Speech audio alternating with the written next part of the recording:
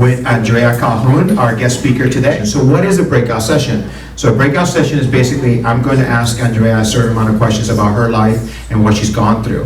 And then from there, she's going to basically be able to share her story, almost like a guided way of sharing her story. You had a flight canceled once, now you have another flight, and then they cancel that one, and you have to get another one. You could have stayed home, but you didn't.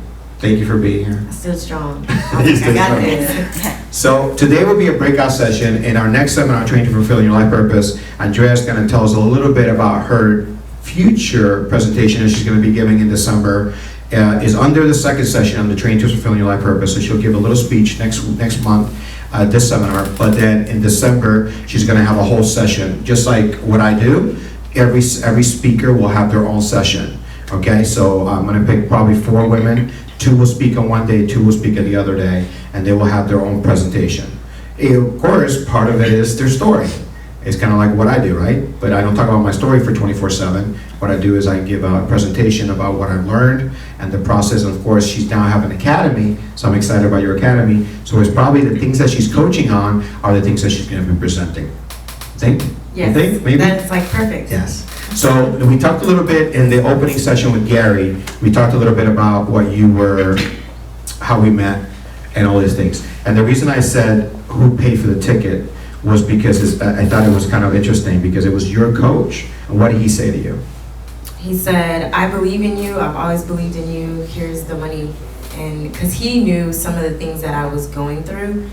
And me being who I am, I would put a Band-Aid over it and just go. I never really dealt with a lot of things that was going on in my personal life. And so he was like, go do what you gotta do. And he just gave me the money and I was like, yes. And I came. So he knew a little bit about me. Mm-hmm. Okay. And why? And he trusted you too. He was like, I trust your word, so I trust him. Okay. So trust. That's kind of the word I think of the that's day. a big word. It's a big word, right? Yeah. But like I said earlier, if you define it in a negative way, then you never really get deep into why you don't think trust is a good word, right? Just like obedience was for the other lady. So you came down to see me. What was your assumption or like what did you think you were coming into? You saw me on stage doing what I do, hosting, like Sharita's. What did you? I thought we were just gonna kind of share each other's story and pretty much that was it. But the way David identified some of the things that I was going through and how he picked apart some of my layers, it made me really kind of think about what my purpose was and why certain things would happen. Even I've gotten a lot more spiritual than I was back then. Even now, I use some of the stuff that me and David did into some of my other healing because I'm older now and I have kids, and I can't figure out for the longest why I feel the way I do when I associate myself with kids. I love kids, but I'm so glad I can give them back. But what I found out was picking apart that Band-Aid. Why do I feel that way? Why do I feel like I love kids so much, but I just want to give it back? But it was because how I was raised. Yeah. I identified some of the stuff as a child that my mom used to instill in me all the time. Don't have no kids, they ruin your life, and blah, blah, blah. And I magnify that as an adult, which is why I don't have no kids at 32. You're so still a baby. It's, certain things, but I'm terrified. I'm honestly terrified to have a child. So I have to break down that Band-Aid and kind of maneuver things and heal that part of my brain so I'm able to have kids. Because I've never even been pregnant before, which is kind of shocking. It's just like, some of the things that we go through in our past make a difference in your future. It really does, whether we realize it or not. And David picked apart some of even stuff in my childhood when it came to domestic violence that I was dealing with as an adult, and I had no idea. So think about this part. What did she say? She said that she didn't want to have kids, but then she went right back to my mother. Child. Right? Child. So that's there's a bridge there connecting. So now what she's doing, she's going back and saying, I'm connecting with this part. And that's what we have to do. When you think about something and say, okay, why am I acting this way around this person or that person or whatever? she's going back to connect it. Somebody said this about me. Now, the other part about it, and her story is online, was about the rape and the abuse. And if I can ask you this, when was it that you felt you could be intimate again with someone else? Or you could trust someone else to be intimate with? After my rape? Yes. I'd probably say 1 to 2 years, but I did it wrong. Because I went through the first person or second person that would just give me attention because I felt like I wasn't worthy enough.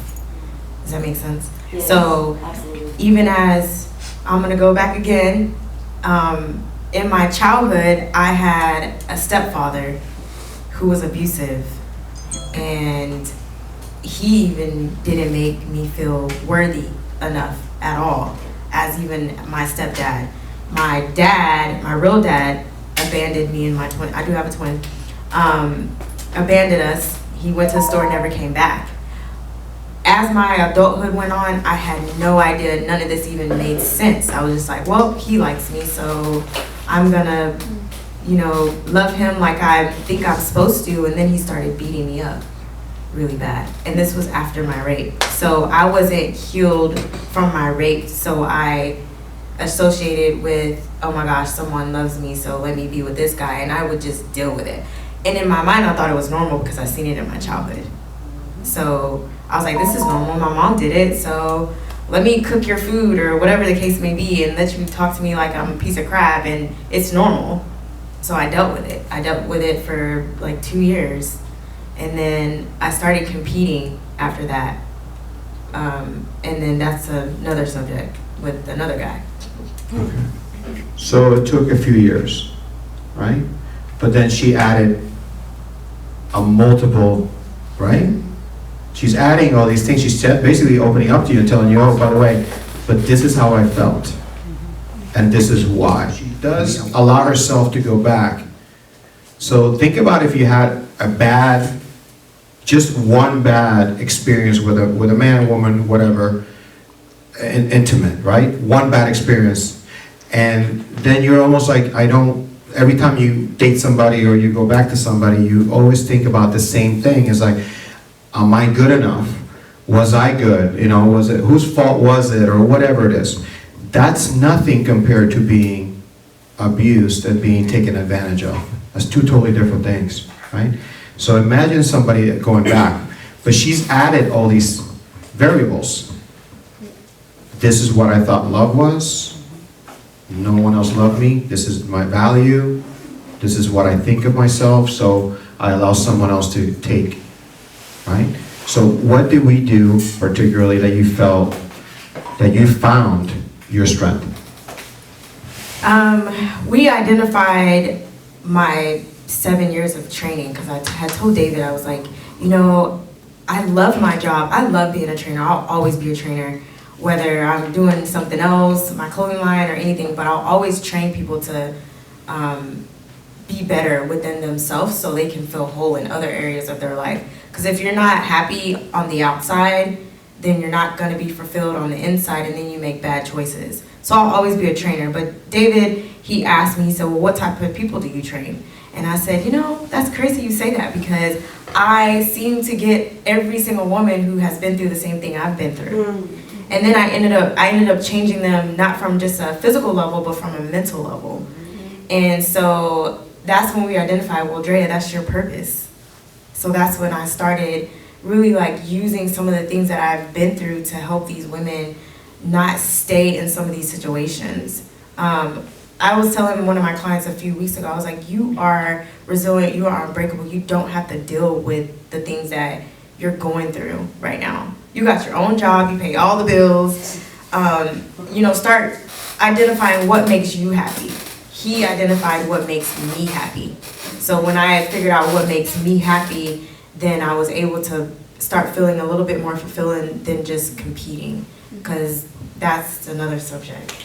So just to go on top of that, just keep piling on.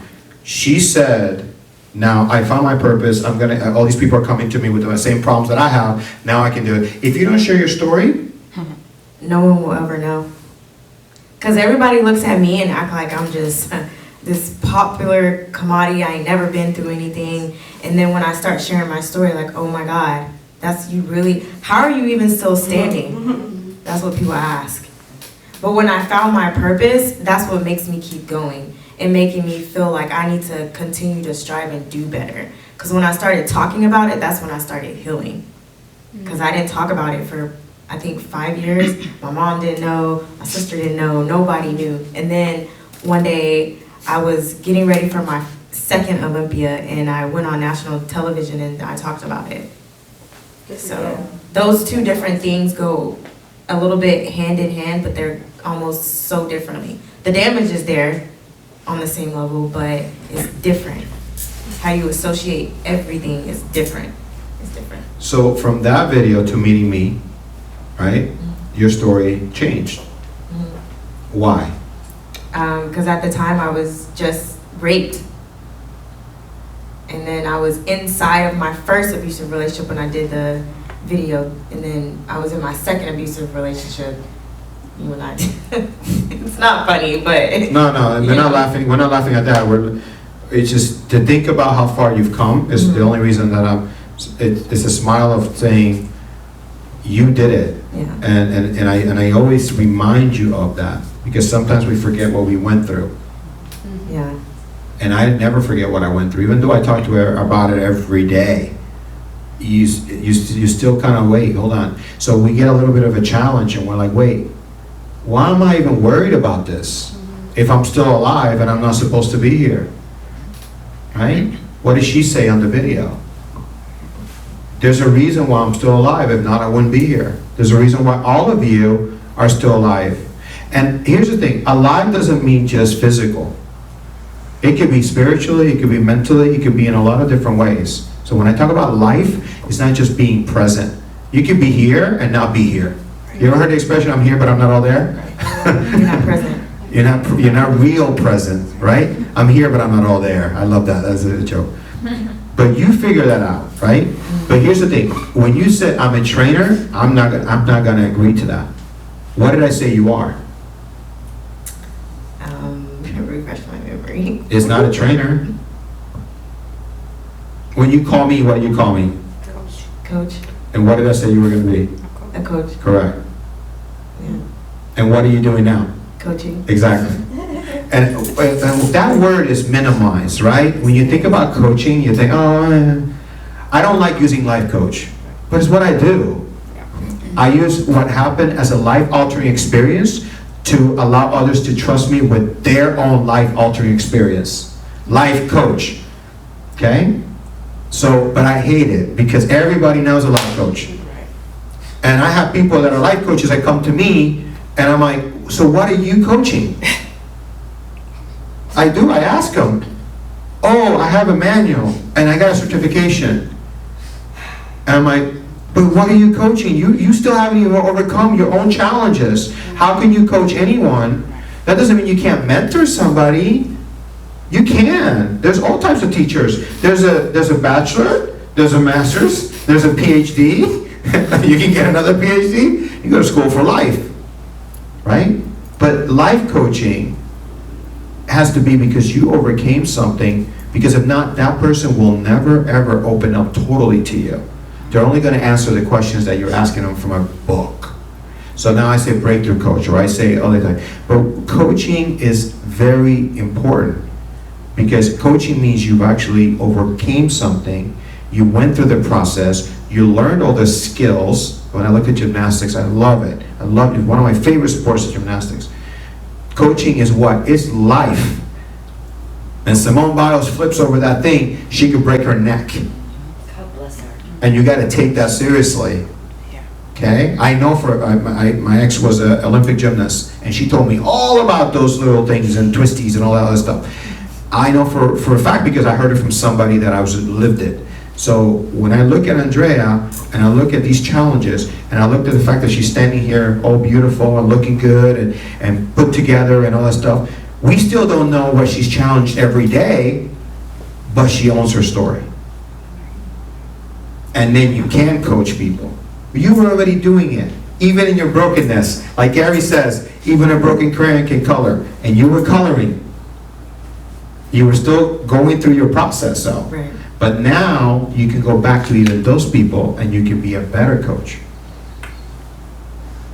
Because you can share that you were broken when you were doing it. Imagine when you're healed. Yeah. Did they Boy, help that was heal you? good. Did they help heal you? My clients. Yeah. Mhm. Yeah. Because I was able to identify things with them that I didn't even see within myself. Yeah. Even when David identified things, like you're constantly, when you're going through stuff, you're constantly evolving, but you have to be willing. That's the thing. You have to be willing to receive. And at first, I wasn't willing. I was like, whatever, I'm gonna go do this, I'm gonna do that. I'm just gonna ignore everything that I'm feeling. So once I was able to receive the help, then my life changed. So I use everything I've learned for the past, 5 years into things that I even struggle with now to make me an even better coach. What helped you let it be receivable? I'm just curious. Time and Yeah. prayer, I'm just going through a journaling. lot, so I just Yeah, really appreciate it's okay. You can ask. Journaling, prayer, working out, Yeah. and just making me feel. I started doing, instead of being Captain Save a Person with everybody else, I started doing things that made me How to happy. save yourself. Mhm. Yeah. I needed to save myself before I could do anything, and so that's what made me open up a little bit more. I'll never forget, I'm kind of like her, like Tiffany, but I'm not 100% like her. But I took a leap of faith has it been 2 years? It feels like it's been 2 She years. came to Miami. I left everything in Texas and moved. And honestly, it was probably one of the best things I've ever done in my life. Are you still And here? no, unfortunately, because I got laid She'll off. be back. I got laid off, and then Like Tiffany, she's coming back. yeah, I'll be back. I'll be back. I've been praying and I've been, working on my academy and doing everything I'm supposed to do, and I'll be back. Good for you. You gotta find a different type of faith inside so you can be able to receive, and you'll get there with time. Do I make you feel guilty because you don't come back? Do I ever do that to you? Yes. All the time. Okay. But here's the thing. He ain't let me live. But, Buy a mansion and everyone can move in. but here's the thing. The one thing that she said it perfectly. There's a video that I posted about Andrea, and she says David always does everything with. Purpose, passion. That's it. No, that was it. You were right. And I do. None of this is about me. If I'm doing something for you to become better, these seminars, my coaching, everything I want to do is because I want to see your, as a coach, if you just think of an athlete, right? Let's just break it down to a different thing, a sport. When the person wins the Olympics, the coach, I don't know if you ever saw the swimming, if everybody caught this, there was an Australian 18-year-old girl that swam the race of her life. She won 4 or 5 medals, I think. Her coach was viral. He was wearing shorts, he was on top of the stairs, he was flipping, he was trying to break the rail, he was so excited because the Australian girl won, the 18-year-old beat the United States champion. That wasn't expected in that race. And she broke the world record at 18. And she said, because of her, I ran the race of the right. In other words, following her was her inspiration or motivation. She helped her, and she said it on camera. Now her coach, of course, gets the credit, and she was okay with that. Her coach was viral because he looked like he went cuckoo for Cocoa Puffs. He won all that. And every time she won, the camera went directly to him because they thought he was gonna freaking jump off the top of the roof to come down to the pool. And he couldn't because the Korean people, they were all they were keeping people in stages. And they wouldn't let them come through, the coaches. He was up there, and the camera, as soon as she won, the camera went whoop. It was crazy. But that's what I mean. And for me, that's the same feeling. I get emotional, I get whatever, I have my moment. Because when I see her, now, it's been 5 years, but she hasn't stopped working. Yeah, she moved back to Texas, but you know what the blessing was? Her sister had a baby. And she's been a blessing to her sister, and she's been a blessing to that little baby. I mean, come on. He has a bomb aunt. Yes. And I love being Uncle David, I love being Godfather David, I love all that because you know what? I can play with them, I can have fun, I can take them out, I can take them to Chuck E. Cheese, I can do whatever, and then I can what? Give them back. So then I can focus on my purpose. So that doesn't mean I want to have kids, I will, but right now, this is my focus. This whole thing, this whole Don't Dream Your Life conference, this is a baby for me. This is my baby. And I'm growing it. It's been 5 years as well. But in about a year or so, when she launches, or this year when she launches her academy, maybe at the conference you launch her academy, people are going to say, oh, we knew it. No, you didn't see the last 5 years of work. Right. You didn't see that she moved, and then she had to move back, and then she did this, and she took a job, and nobody's going to hear that unless she shares it. And how she's going to inspire people? By sharing that testimony. Right? Mhm. Okay. What else have you learned about yourself? That I am a lot stronger than I think. I've been through even past the rape, the domestic violence, me trying to commit suicide in the midst of all that, me trying to jump out of a moving car in the midst of all that. Even while going through my Olympias and being one of the top competitor bodybuilders in the world, I was still struggling from within. And I've learned that sometimes it's okay to fall. It's okay to cry. It's okay not to feel like I'm 100%, even though I have all these people looking at me. So it's okay to seek extra help. So even past David, I do other things to continue to be better. Because I'm not okay sometimes. And it's okay to say that. It's okay to admit that you're not okay.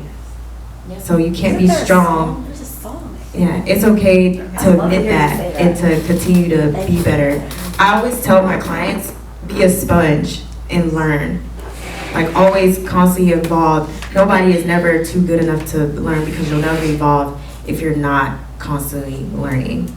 So I tell myself every single day, come on, Andrea, you got this, you got this, you got this. And it's hard. Like, I haven't got to do another session with David, but David doesn't know some of the things I've struggled with the last year. It's in my journal, it's in my book, but he has no idea yet. And I can't wait to share that with him and how I've overcome, because some of the things that I went through in my past, I had to remind myself, I've done this, I've overcome this, why can't I do this? Why can't I be amazing and past this? And a lot of it has to do with some of my struggles in my childhood to my adulthood to now. So I'll finish with this.